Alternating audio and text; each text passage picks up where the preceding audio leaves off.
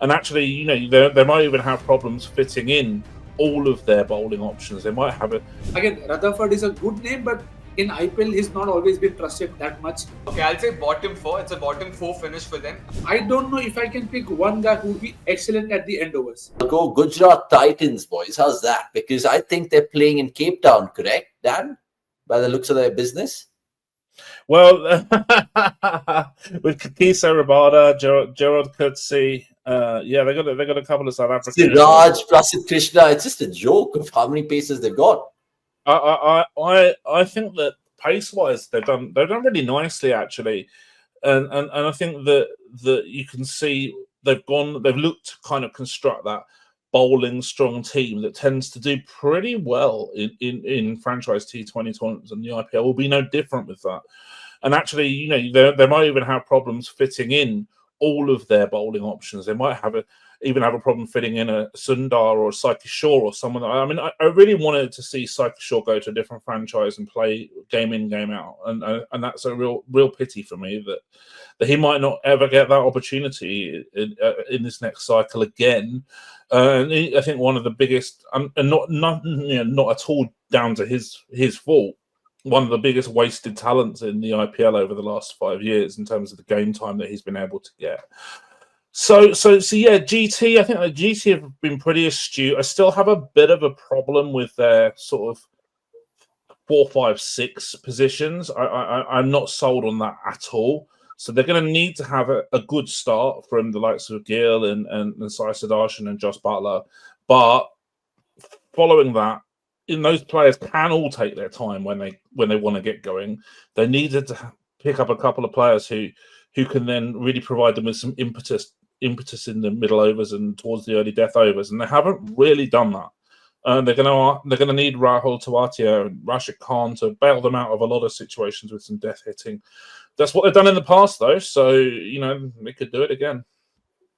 Yeah, I mean, when you look at that GT squad right now on paper, it spells of utility players. I mean, you could say the same thing about CSK, but these two teams largely look at all-rounders. They have Akshay, Nix, and Dan as well. Rashid Khan, Rahul Tewatia, Shah Rukh Khan, Nishant Sandhu, Sai Kishore, if you want to throw him in there. Gerald Coetzee is no mug with a bat.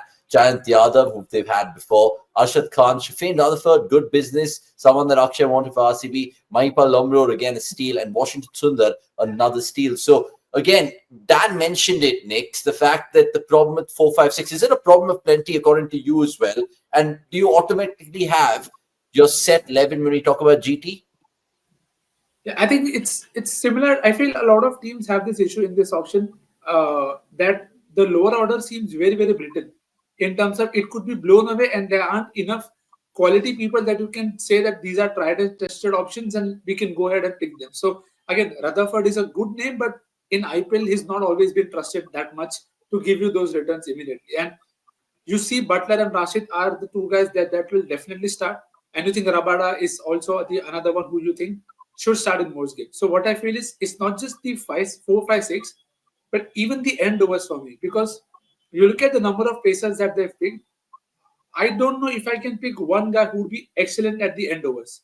Someone who can really bowl the 16, 17, 18, 19, 20 in under pressure. So, and Rashid's returns have not always been good. Noor at times out-bowled him as well. So the returns there, it will mean a lot of pressure on somebody like a Siraj and others to really strike hard in the power play. Because otherwise, if they go for runs, I feel all of these are very high variance bowlers. You look at Siraj, you look at Kagiso, Gerald Coetzee. When they travel, they have very, very, very bad off days. So that is also a place where I felt they haven't got anybody to cover that up. Not even one option.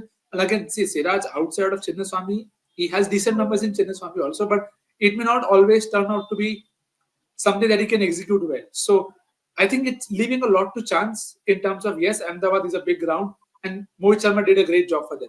But who do they have earmarked that this is the guy who will do the job for us? So I feel not just the middle order, I think in terms of the bowling options, it is good when there is something for the bowlers. But otherwise, I feel even the end overs bowling is very, very difficult to nail for them.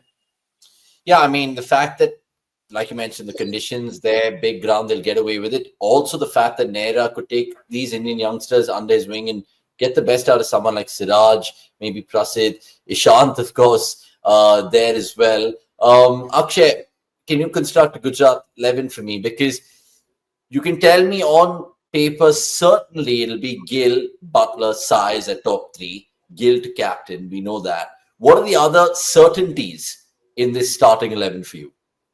I mean, most of the business was done yesterday. And before I get to the 11 as well, in terms of my thoughts on the team, I just feel that the pace attack is very one-dimensional. Kagiso Rabada, Mohammed Siraj, Prasidh Krishna, they all are very similar in terms of, what their strengths are. They are, they like to hit hard lanes. They're one of those who, they extract good seam movement. They're not necessarily swing bowlers. That way, there's not a lot of variety in their pace attack. And same is the case with their spinners. We know that they are going to overly rely on Rashid Khan.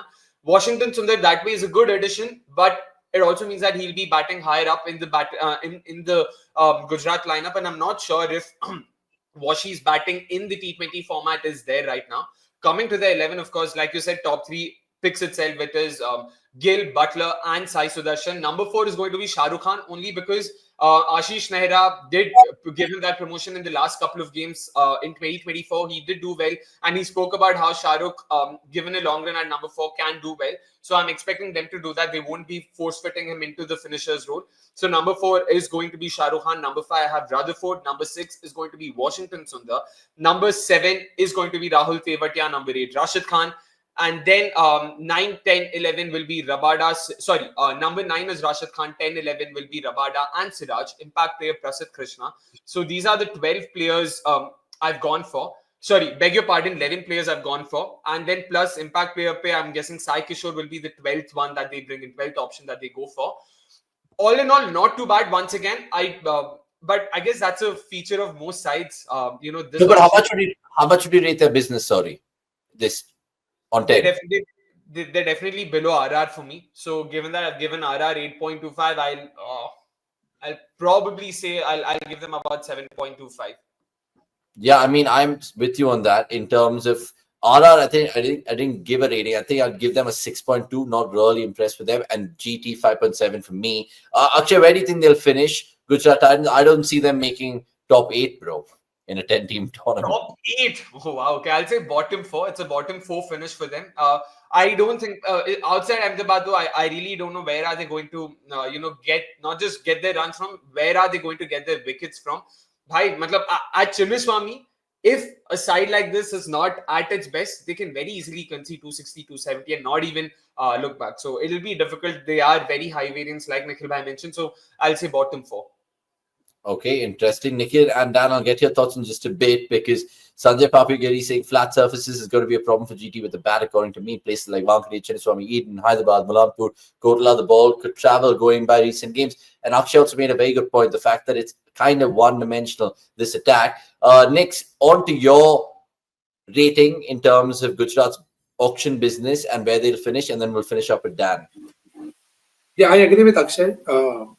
Difficult for them to finish there unless Nehraji has some magic wand that he waves over them and they go on and play the final like they did in the first edition that they played. So similar number, I think probably 7th or 8th. And rating, it's difficult. I think 6 is something that you can give them for the good pacers that they have. So if they can use them well, maybe who knows. So where do you think they'll end? 7th or 8th, and then 6. Yeah. Okay, super. Love that. Dan, will you be nice to Gujarat, or are we all going to be hammer and tongs, full house? No, I'm a little bit going to be a little bit more kinder than everybody else at the moment. In that, I think that they've got a stronger bowling attack than batting attack for me, and that for me is, if you're going to be stronger or weaker in one way or the other, it would be I'd rather have that stronger bowling attack. They've got an okay amount of depth as well, and look, I'm not unconvinced. They're also, as a franchise, since they debuted in 2022, they've been a team that I think has performed above the sum of their parts fairly consistently, and I can see that happening again. I'm going to give them a 7 out of 10 for their auction, and I'm going to say that they're going to come around about 5th. Round about 5th, okay. Just flirting with top 4 then for Dan in terms of GT.